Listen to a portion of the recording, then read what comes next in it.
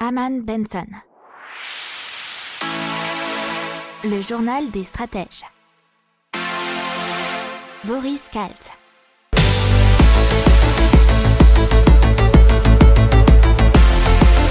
Bonjour à tous et bienvenue dans le journal des stratèges pour une revue de l'actualité éco-tech et impact du jour. La une aujourd'hui, c'est Midnight Trends des hôtels sur rail pour voyager dans les capitales européennes. Dans l'éco, c'est les crédits immobiliers et la fin du crédit pour tous. Une monnaie locale contre l'inflation touristique. Dans la tech, des satellites en bois et des drones solaires pour avoir internet partout. Et dans l'impact, on va parler de parcs éoliens. Vous écoutez le journal des stratèges numéro 129 et ça commence tout de suite. Donc on va parler d'une nouvelle compagnie de train qui s'appelle Midnight Trains, des hôtels sur rail.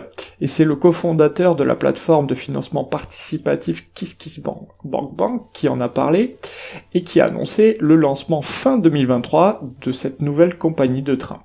Ils veulent faire donc rouler des hôtels sur rail entre Paris et les grandes villes européennes. Et donc ça serait des métropoles situées de 800 à 1500 km et c'est au-delà de la zone de pertinence des trains à grande vitesse.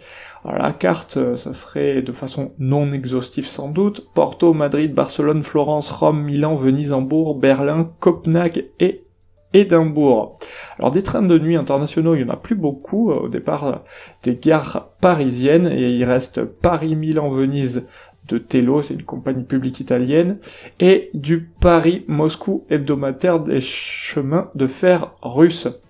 Alors, il faut savoir aussi que la SNCF et OBB envisagent de relancer des liaisons parisiennes dès décembre 2021 et Paris-Berlin 2 ans plus tard avec des trains de nuit plus classiques mais aussi modernes. Allez, on parle de crédit immobilier et surtout la fin du crédit pour tous puisque les règles vont s'intensifier dès cet été. Puisque les banques pourront plus difficilement accepter des prêts d'une durée allant au-delà de 25 ans, et elles devront veiller à ce que le taux d'effort des emprunteurs ne dépasse pas 35%. Alors ce taux d'effort, c'est la part des revenus annuels qu'un ménage consacre à ses remboursements de prêts. Ces deux règles vont devenir prochainement une norme juridique contraignante, c'est ce qu'a décidé le Haut Conseil de stabilité financière, HCSF. C'est l'organisme en charge de surveiller le système financier, où siègent à la fois Banque de France et Ministère de l'économie.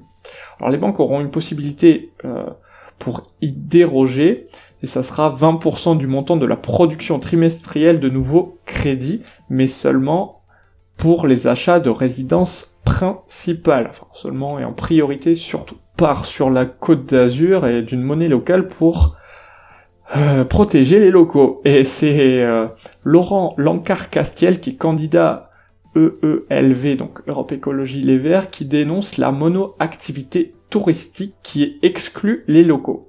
Et en raison de la pression touristique, les locaux paient systématiquement le prix fort et ils pensent que maintenant ça suffit. Du coup, une monnaie locale pourrait être mise en place comme un système de tickets restaurant que l'on achète avec des réductions. Sa viabilité serait garantie par les droits d'entrée ou de sortie en dehors du territoire, dit-il. Ça permettrait d'accorder divers avantages aux locaux comme des tarifs privilégiés ou le libre accès aux musées départementaux. Alors le candidat propose de lancer cette expérimentation à Menton et de laisser les citoyens choisir le nom de la monnaie lors d'une consultation. Allez, on parle de l'Agence spatiale européenne, et je vais pas vous mentir, j'ai été un peu surpris par cette nouvelle, qui allait lancer un satellite en bois, et oui, et c'est le premier satellite en bois à être envoyé dans l'espace. Il a été imaginé par l'écrivain finlandais et fondateur d'Arctic Astronautics, Jari Mäkinen, et l'ESA, l'Agence spatiale européenne, cherche à savoir si ce matériau ne serait pas plus résistant que le métal dans l'espace. Alors, un nanosatellite, puisqu'il sera pas très très grand, 10 cm de côté seulement, qui s'appellerait CubeSat, construit à partir de panneaux en contreplaqué de bouleau. Donc on vous a présenté la dernière fois les voitures Ikea, là vous serez pas loin du satellite Ikea, traité pour survivre au mieux à l'environnement hostile de l'espace. Le satellite Ambroa devra à la fois résister à l'environnement hostile de l'espace, mais aussi au potentiel choc avec des débris spatiaux, qui est un gros problème dans l'espace, puisqu'il y a beaucoup de choses qui traînent depuis toutes les années. Allez, on reste dans les airs avec Facebook qui ambitionne de fournir un accès Internet gratuit dans les zones les plus reculées, les plus pauvres du monde, avec des drones. Il souhaiterait offrir l'équivalent d'un débit d'une connexion 3G dans les régions les plus reculées, un signal qui sera transmis par une antenne fixée sur un drone volant à plus de 18 000 mètres au-dessus de nos têtes. Facebook a pour cela acheté l'entreprise londonienne Ascenta pour près de 20 millions de dollars. Ils sont spécialisés dans les avions solaires capables de parcourir de longues distances. Alors Facebook a justement présenté le premier prototype à l'échelle 1 de ce drone solaire qui est baptisé Aquila. Il sera prêt à effectuer ses premiers vols d'essai pour la fin de l'année. Allez, c'est parti pour le parc éolien à Beaupréau en Mauges.